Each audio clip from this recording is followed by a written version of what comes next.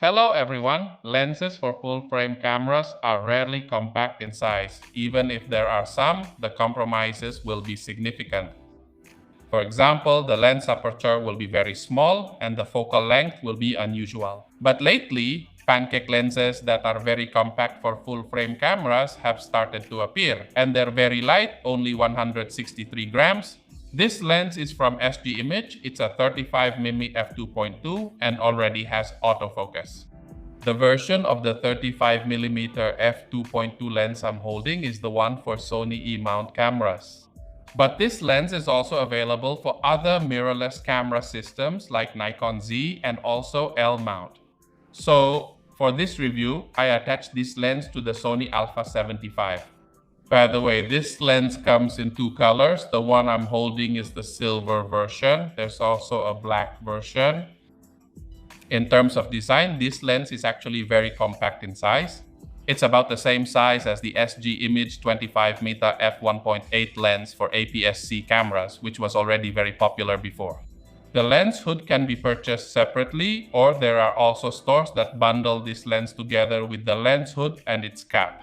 If you need to use a filter together with the lens hood, you'll need a very thin filter, also known as ultra slim or ultra thin. To be safe, you should use a filter made by SG Image as well. Its light transmission is 99.9%. So it hardly reduces the light entering the lens and the image quality remains excellent.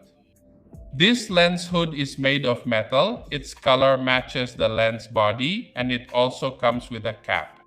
On the lens body, there's a manual focus ring and a USB port for firmware updates. Unfortunately, this lens is not weather sealed, so you have to be careful when using it in rainy conditions or dust storms.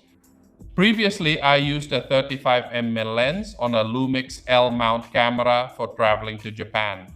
For this Sony version, I will use it for portrait photography. Usually for portrait photography, I prefer to use a standard or telephoto lens, such as a 50mm or 85mm equivalent lens. I think a 35mm lens is a bit too wide for portraits, especially for half-body shots or close-up head and shoulders. So, this time I will take full-body photos with the surroundings included. This lens is compatible with Sony's autofocus system, such as face and eye detection. In general, the autofocus performance is smooth and seamless. Only in some difficult conditions, such as when the subject is backlit and the sunlight is very strong behind them, this lens sometimes hesitates and the results are out of focus. Even though the camera can detect faces and eyes and you can see the green box indicator, the results might still not be in focus.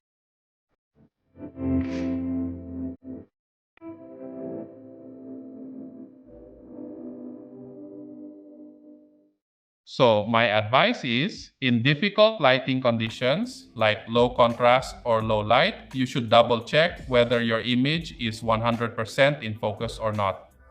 Hopefully, SG Image will continue to develop its firmware so that this lens will have even better autofocus performance on various Sony cameras and others as well. In terms of image quality, on this full-frame 33MP camera, the image quality at its widest aperture, FE2, is already sharp in my opinion, especially if the subject is in the center. But if you're shooting a subject at close range, the zone of sharp focus or depth of field is very shallow. So f2.8 seems safer for that. For close-up photos, this lens can focus as close as 35 centimeters from the camera. So it's quite safe for portrait photos or for still life product photos like food. The blurred part, or the bokeh, I find the quality to be very smooth and also looks very natural, not overdone. But it gives enough of a three-dimensional impression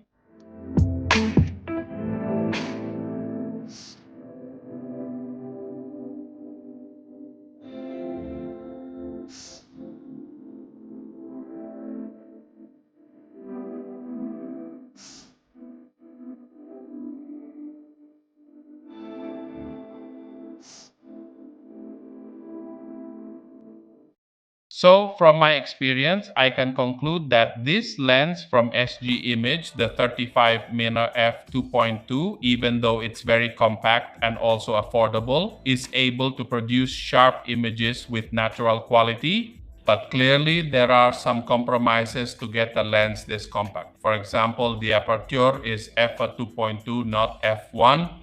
Well, besides that, the autofocus system is not perfect yet, especially in challenging conditions like low light, backlit situations, and it's also less ideal for shooting fast-moving subjects.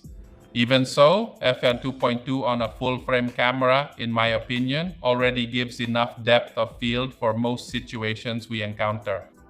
In fact, I often stop down a bit to f1 2.8 to get a more even sharpness across the image. And then, if you usually use an APS-C camera, f 2.2 on full frame, the depth of field is roughly equivalent to about f 1.4 to f 1.5 on an APS-C camera system. So technically, this one and 3/8 inches f 2.2 is more bokeh than a 25mm f1.8 for APS-C cameras. This lens is suitable for both full-frame and APS-C mirrorless cameras. But in my opinion, it's more optimal if we use it on a full-frame camera, especially those compact rangefinder style cameras like the Sony Alpha 7C series or Sony FX.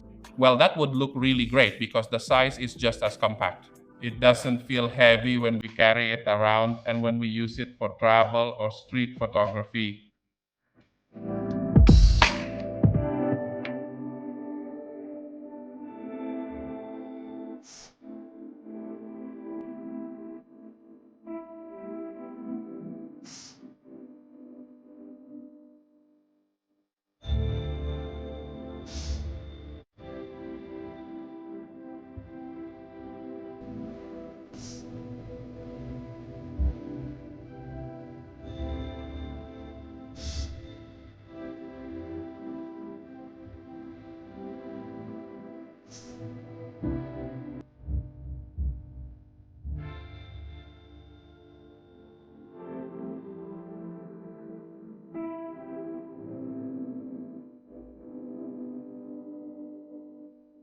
This lens can also be mounted and used on Sony's APS-C cameras like the Sony Alpha 6000 series or the Sony ZV-E10. But if you only have an APS-C camera, I think it's better for you to choose the SG Image 25mm f1.8, which I've also reviewed on this channel. If you want to see more photo samples and also the character of this SG Image 35mm lens, you can also watch the review of the SG Image 35mm lens on the Lumix S9 camera, which uses the L mount. For those of you who want to get or buy this lens, please check the video description below. Thank you for watching. See you again in the next lens review video. Okay, bye.